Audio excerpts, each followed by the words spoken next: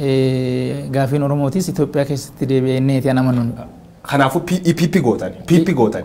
Prosperity Party kana paartiin keessanii lama. Gabaabatuu qaba wanni dheeressinuuf hin jiru. Itoophiyaa ta'uun keenya garuu already guaranteed nu hin beekama. Waan beekamu waan deebinee jennuuf hin qabu. Isanii qabsoo sabaatiin dhuftani ODP gubbarra san ergu malee humna mootummaa hin qabdani. Sabi meeshaan itti sanii kennu sun irra deebisan uummata gurgurachuun corruption ta'uu. Yaa tun akkasii miti. Waggoota wayiin duratti ODP ergamurraa erguutti giza jijjiiramu tiimii jajjabsu qabatanii baatan tiimii lamma jedhamtu. Tiimiin sun amma lubbuun hin jirtu dhageenya. Warri tiimii sun kee jirullee hedduun isaa sababa adda addaatiin dhiibamuu darbatamuu dedeebanii dubbachaa turan. Amma tiimii kamisanii hin jenna. Tiimii Abiy Ahmad jechuu dandeenya. Amma gaafa duraa wanni tiimii ta'uu nu barbaachise maal inni ka jedhu laaluun guyyaa sun roorroo keessa turre namni amantaadhaan waliinaa isaanii baay'een turre ijaaramni diinaallee caasaa keessa ture sodaat ture kanaaf amma namni hagoon wal amanu bakka walitti dhufee informally gruupii ta'uun barbaachisaa ture. So tiim lammaa jennee akka itti baane moggaasa sanis goonee hin deemneef rakkoo suniif boodarra gaafa injifannoon dubbiin xumuramte waan san informally godhanii garee xiqqoodhaan qabuun barbaachisaa waan hin turreef. Kanaaf tiimii jisitan. Tiimiin akkasumatti paartii hundumaa miseensi paartii ijaaramni jiru hundumtuu socho'ee qaama waan sanii ta'e ODP erga taanee booda ganaa achi keessatti tiimiin wanni barbaachisuuf hin jiru gubbaa haga jalaatti bitaa mirgatti hundumtuu wal faana bilisummaadhaan hirmaachuu waan danda'uuf sodaanis waan hin jirreef wanni bakka tokkotti waan xiqqoo keessatti qabanii deemaniif waan hin turreef sababa saniif tiimiin wanni jedhamu hafe malee namoonni gaafa san tiimii san keessa turan jaallan gaafa san ibidda jala dhaabbatanii dubbii fuulduratti oofaa turan hundumtuu hooggansa olaanaa paartii ODP keessatti dabalameetu akkasumatti dhufe jechuudha. Injigamee diigamee faca'ee jedhan sun akkasii miti. Gaaffii uummata Oromoo gaafate keessa sana eegee ODP taatanii illee wanni san deebiftan maal dhimmi magaala Finfinnee tokko nuu haasuu dandeetti. Dhimma magaala Finfinnee ijoo guddoo dubbiin afaan Oromoo ijoo guddoo dubbiin daangaa ijoo guddoo gaafileen sab kana hedduun qaawumatti isaan turan ijoo guddoo sun keessa tokko hadiyaa deebifnee tan qabdu. Gaaffii baay'ee deebifnee jira. Qabatamaatti gaaffiin Oromoo tokkoffaan gaaffii abbaa biyyummaati biyya tana keessatti akka lammii lammaffaatitti lakkaayamaa ture ammoo aga dhaabbata isaa biyya tana keessatti aangoo isaa malullee hin arganne biyya keessatti gara olaanutti odoo hin ta'in qe'ee isaatittuu gadittuu godinattuu aanattuu naannottuu harka nama biraatutu dhufee akka inni itti bobba'u akka inni itti galu itti himaa ture. So kun cabee jira. Kanaaf Oromoon abbaa biyya ta'ettani? Oromoon abbaa biyya ta'e. Abbaa biyya ta'uusaatii fi abbaa biyya paartiin Oromoo aangoo qabachuun irratti kiiloo taa'u waan tokko Oromoon faayidaa isaa argachuu qaba argatee jira duubi. Amma abbaa biyya ta'e. Laal Oromoon faayidaa inni argatu qaba akkaatuu jetti. Faayidaan Oromoo tokkoffaa waan kaleessa yookaan waggaa 10 dura waggaa 20 dura yaadne sun isa qofa miti fedhiin Oromoo. Fedhiin Oromoo waan har'a jiru kunu boru ambiraatiitti jijjiirama. Kunuu gaafa jalaa deebi'u. Gaafa duraa Oromoon bilisummaa hin barbaada. Miidiyuma amma ittiin dubbachaa jirru kun waggaa tokkoof walakkaa ture. Miidiyaa kana laaluu yakka ture mataa isaa. Ati illee ammas jirta. As seenuun ulfaata ture. Amma seentees dhuftee jirta. Wanni kun karri banamee jira. Oromoon waan barbaade dubbatamaa akkana jettee namni amma jedhu hin jiru. Waan barbaadu Oromoo qofa dubbataaf taa'ee. Jechuudha kana cufuma dubbata akka Oromootti nu dhimmi keenya sun guddoon akka Oromoo waan taateef Oromoo waan adda gaafii gaafate qabsaa'eef sun keessa. San kaasu jira kanayyuu gaafatee jira. Bilisummaa barbaadee jira Oromoo. Gaafa san bar namni nama ukkaamsu jira han ukkaamamu jira. Namirrayyuu olitti ukkaamsaan Oromoo irra ture. Dimookiraasiin tun gaafa dhufte gaafa namayyuu wal qixxeessite deebii guddaan ka deebi'e Oromooti. Namni biraa gaafa sanuu relatively wayyaa qaba. Jechuun of course an Oromoodhaan qixxeetti qabsaa'ee rakkataa ture waan jiruufi gaafiin kun nama biraati. Garuu immoo gaafiin kun ka Oromooti miti jechuu hin dandeenya. Hin danda'an. Ka Oromooti miti jechuu hin dandeenya. Oromoo waan barbaade dubbachuu hin barbaada. Oromoon bilisummaa miidiyaa akka jiraatu hin barbaada. Oromoon abbaa barbaade filatuuf dirreen dimokiraasii akka bal'atu hin barbaada. Gaafii Oromoo nuyi waan deebifnu qabna. Kan immoo nutti mul'atiin ka sagantaa nurraa adda qabus abbaan biraa yoo jiraate saniif filatuudhaaf Oromoon hiree argachuun kun Oromoodhaaf gaafii ture. Asuma sedhaaba. Eegii sirreessuu qabanii dhuguma waan hedduu sirraa'uu danda'a. Mootummaan Abiy Ahmed hammaan tana aangoo biitana bulchuu harka qabu. Hojiilee gurguddoo akka addunyaatti Nobel Prize lakka injifatu gargaaran hojjetee jira. Waan gurguddoo midhaasee jira. Wal dhabdee adda addaa araarsee jira. Gaafii Oromoo tayyoo dhugumaaf deebisuuf fedhii qabaati. Agaruu cufkisee dhabdee naaf taa'e. Gaafii Oromoo deebisuudhaaf fedhii hin dhabne. Gaafiin Oromoo deebi'ellee jecha jiran. Hanaaf hin jiru jecha hin jiru. Gaafiin Oromoo. Hadeebii keessa tokko dunaa kaaftee dhibee kareefu kaaf malee gaafilee gurguddoo akka ijoo sabii kun gaafate hadeebiif fakkeenya hadeebiif ta'a. Gaafiin Oromoo amma maaliin? Magaalaa Finfinnee si kaasee ture, dubbii afaan Oromoo kaasee ture, dhimmi daangaa kaasee ture, ijoo gurguddoo waan ta'aniif jechuu keessa. Yaa dhimmi daangaa jira. Dhimmi Finfinnee dhimmi afaanii jira. Dhimmi afaanii wajjin yoo wal qabatee kalaallu taate dhimmi afaanii seeraa wajjin waa wal qabata, heeraa wajjin waa wal qabata. Gaafiin kun akka deebi'u gaafannee jirra duraanii amma immoo akka deebi'uuf hojjechaa jirra. Akkanumatti afaan Oromoo boruu ganamu afaan federaalaa haa ta'u jechuu hin dandeenya. Maaliif hin dandeenya? Dubbiin sun heera irratti barreeffamee jira. Heerri kun fooyya'uu qaba. Heerri kun immoo akkamitti fooyya'a? Tartiiba ittiin fooyya'u mataa isaa qaba. Naannoleen biyya kana keessa jiru haa fooyya'u jechuufu akkaataan itti hidhamee jiru keessa 9 keessa 6 deeggaruu qaban haa fooyya'u. Agartee mana marii federeeshinii keessatti fi manni marii bakka bu'oota uummataa walitti dhufanii bakka tokkotti harka 2/3dhaan wanni kun haa fooyya'uun jiraachuu qaba. Kanaaf piroosesii gaafataa jechuudha. Piroosesii gaafataa kan ammoo gochuudhaaf hariiroo Oromoo fi naannolee adda addaa wajjin jiru gaafii afaan Oromoo barachuun Oromoo qofaaf odoo hin ta'in sabaaf sablammii biraatiif illee akka fayyadu. Itoophiyaadhaaf faayidaa akka qabu. Itoophiyaa fi Keeniyaa walitti hidhuu akka danda'u. Itoophiyaa fi Somaaliyaa walitti hidhuu akka danda'u. Itoophiyaa fi Tanzaaniyaa walitti hidhuu akka danda'u. So hundumtuu hubatee waan kanarratti deeggarsa akka nuu kennu akka nu wajjin dhaabbatu fi afaan biraatis afaan silaa Itoophiyaa fi biyya biraa walitti hidhuu danda'an hundumtuu wajjin dhufee saayinsiidhaan laallamee akka wanni kun dhufu sirriidha inni tamannaa. Makkan uummatatti himina uummata fakkeenyaa fi gaafii Oromoo gaafachaa turu waggootaa fi dhiyootaan ammoo gad baatanii waan burjujjii uummata tokko uummatatti himtan afaan Oromoo afaan shawwalii afaan hojii paartii keenya goonee jettanii turtan. Uummati Oromoo gaafiin afaanii gaafiin ilmaan ofitti wareegee gaafiin qabsaa'aa fi ture. Afaan sabguddaa afaan ardii Afrikaa kan keessatti iyyuu Keenya Tanzaaniyaa Ugaanda dabalatee baay'inaan dubbatamu.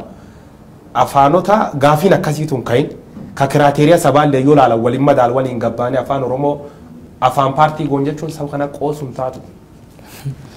Afaan Oromoo afaan Affaar wajjin afaan Somaalee wajjin afaan federaalaa yoo ta'e kanan dura sonni jechaa jiru afaan Oromoo Amaarinyaa wajjin yoo afaan federaalaa ta'e akka itti yaadamu sun jijjiiramuutu irra jira. Dhiibbaan Amaarinyaa irra gahu hin jiru. Agartee waan afaan Somaalee jechuun beeku Somaaleen uummata guddaadha dhugaa dubbatu. Keeniyaa keessa jira, Jibuutii jira, Somaaliyaa jira, Itoophiyaa jira, biyya 4 jira. So amma akkaataa afaan federaalaa itti goonu nu amma biyya harkaa qabu. Biyya harkaa qabna akka kaleessaa namni karaa irra bahee yookaan rasaasan dhumee yookaan maaliin dhahee ta'ee gaafatee akkasitti yoon tahin wanni kun gaafii miti jechuun biyya kanaaf maal tolchaa biyya kanaaf maal fayyadaa gaafa kanammoo yaan Oromoodhaaf immoo deeggarsa akkamii finnaa gaafa gaafii uummata biraa wajjin deebifu gaafa walqixxummaa gara naayis finnu gaafa gara naayis finnu wanni kun Oromoodhaaf akkamitti tumsa sassaabnaa fedhii Oromooti irratti gaafii Oromooti irratti Oromoo waanuma ofii kanayyuu kophaa isa dhiibuun qabu obboleeyyan isaa wajjin ta'ee sirriitti wal faana obboleeyyan waliin gaafii dhugaa qaban gaafachuun obboleessummaa hin diiddi taa'ee fakkeenyaaf Oromoon gaafii dhugumaan qabsaa'ee fi nam kenna bulchaa jedhanis isaan tamanina sani kennanii gaafii sun siirasli deebuu fi qabdi malee obboleessi dhibii daradha Oromoo waan qabsaa'eef dhabuu qaba waan lubbuutu bareedu. Lakki waan Oromoon dhabu hin jiru. Waan Oromoon dhabu hin jiru. Oromoo waan dabalatee argatu malee waan dhabu hin jiru. An qabsoomuufis kanaaf garuu Oromoon gaafii isaa humni tumsu yoo dabalame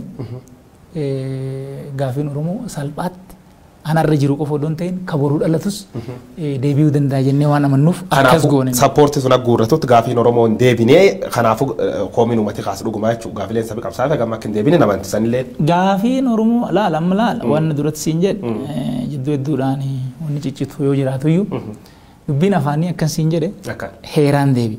Akkasitti warra adda waayee wajjinis yaa'ii hawaasatti ta'ame irratti wanni yaa'iin sun kallattii kaa'ee qaba. Naanna'ee ODP'n paartilee biraatii wajjin dorgomuuf dhufa malee jechuun yaada isaa Oromootti gurgurate Oromoon yaadii inni harkaa qabu kun siyaasa irratti wanni inni qabatee dhufe diinagdee irratti wanni inni qabatee dhufe yoo sirriidha ta'e filata. Isan bitta ka gurgurachuu dandeettan yoo abbaa aangoo sunuu ka qabaatan taate isanii qabsoo sabaatiin dhuftan ODP'n gubbarra san ergu malee humna mootullee hin qabdani. Sabi meeshaan itti sanii kennu sun irra deebisan uummata gurgurachuun korraapshinii ta'uu yaa tun akkasii miti tun akkasii miti ODP illee OPD illee taanee kajaaramne Oromoon mari'anneeti miti. Kanaaf uummata Oromoo dhiban jechuudha. Uummata Oromoo wanni dhibu jira. Uummata Oromoo hambiraatis namni Oromoo mari'atee ijaarame hin jiru. Rakkoo Oromoo laalee rakkoo Oromoo kana maalinni jedhee addaan baase akkamitti immoo furamuu danda'a jedhee gurmaa'insa mataa ofii namuu akkasitti ijaarrate. Abaawoon illee Kaafaa'oon illee ODF faas hundumtu namni Oromoo maal isin ijaaru jedhee ganda keessa deemee nama hunda gaafate so akkanatti naa jedhaa jedhee Oromoon sagalee itti baase paartii akkanaa maqaa akkanaatiin yaada akkanaatiin naa ijaaraa jedhee namuun jiru. Hin jiraatullee waan akkanaa borus bakka akkanaatitti burjaajii uumuun sirrii miti. Paartiin akkanatti ijaarame addunyaarras hin jiru. So paartiin aniifatam walitti dhufne yoo paartiin amma keessa jiru kun naa ta'uu baannaan walitti dhufne nama biraas maal inni rakkoon Oromoo eessa jennee mari'anne achii booda paartii dhaabuun nu barbaachisa hoo jenne akkasitti deemnee dhaabna erga dhaabne. Uummataan mari'achuu baattanillee uummata bulchuu jirtanii kanaafuu yoo isaan hin mari'anne wanni tokkollenis malee hin taane uummati yoo sanirra akka miidham taate protest godhee isan buqqisuun danda'a jechuudha oomna wal isan itti taatan. Mirga qabachuu akkas. Uummanni immoo yoo isa miidhan kaleessas mirga qaban manna irra qofa miti. Borosiftaanis wanni mootummaan tolchuuf wanni paartiin tokko tolchuuf fedhii faayidaa isaa eeguu qaba. Fedhii faayidaa isaa kana laalee yoo fedhii faayidaan isaa karaa nagaa mari'atee akka deebi'uuf godhuu danda'e ta'uu baannaan immoo filosoofikalii kun yoo wanni Oromootti roorrifamu jiraatu Oromoon roorroo ofirraa ittisuu hin danda'a. Har'as borus kaleessas hin danda'a. Yaa saatiin qabnullee waan taatuuf siin ariifadha. Paartiin waan fedhu murteeffataa uummatatti fidee gurgurataa jettan. Kanaafuu murtee paartiitiin hin jettanii jirtan. Murtee paartiiti. EPP ta'u paartiin keessan amantee jirta abtaa'ee. EPP miti amma actually erga mari'annee booda PP Prosperity Party. Itoophiyaa dura kaaftanii? Akkasumatti maaliifuu namni Itoophiyaa maalii wanni jedhan suni nuyi paartii Indiyaatii miti. Actually ka Ameerikaatis miti. An Itoophiyaatiin beekama. Waan beekamu deddeebi'anii yaamuun hundumtuu waan akkas ofiin jechuuf wannoo jedhaniif waan barbaachisaa yoo nutti hin fakkanaaf Prosperity Party paartiin keenya. Waan kana gaafa tolchin. Maqaan paartiin sunumaaf mootii qoma maqaa Itoophiyaa kan sodaatan isaanii. Laakkee wanni sodaannuuf hin jiru maaliif sodaan?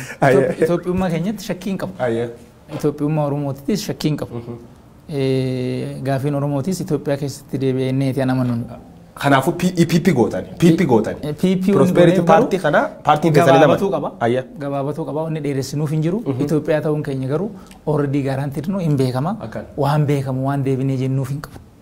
Kanaaf kabiraa miseensa keessanii mari'attanii miseensa keenyaan tokko sadarkaadhaan wanni mari'atamee jira. Wanni naa bakka hin jirretti naa ol qaamni jiru koreen nu jiraawwachiiftu nu oli dura taafitti aanaan nu oli bakka itti mari'atamuu qabutti akka adda waayitittis wanni mari'atamee jira. Akka ODP-tittis mari'atamee jira. Koree giddu galeessatittis hoolama mari'annee jirra. Achi gadittis immoo yaa'ii ariifachiisaan irratti mari'atee dubbii ilaalee murtii kennee jira jechuudha. So wanni achirraa hafe immoo dhawaatuma mari'atamaa deema malee. Marii teessan tan irratti koomiin adda taasisan qunnamuu dhageenye. Miseensummaan keessan keessa marii san baratan suniin information adda adda nu dhaqqaba turte uummatii paartii teessanuu keessa namni mormaa ture. Asum deebisii ittaanaan paartii ODP Ablamma Magarsaa mormuusaa uummata bal'aa ifa mormee ture. As keessa koomiin guddoon jiraachuu dhageenye. Ammoo san mormii uummata dhiista uummata mun dhiban jettanii jirtanii paartii teessaniyyuu akkuma musaniin dhibanii murteessitanii jirtan. Kanaafuu waan parsan ruul ta'uutiin jirtu wanni keessan kun. Waan parsan ruul akkamitti taatee atu filaan garta. Akkan. Hooggansi paartii kanaatis nama tokko lama miti baay'eedha. Mari'anneerra bakka mari'annetti agam beekutti waliigalteedhaan wanni murtaa'e agam beekutti gaafii immoo namuu kaasee jira.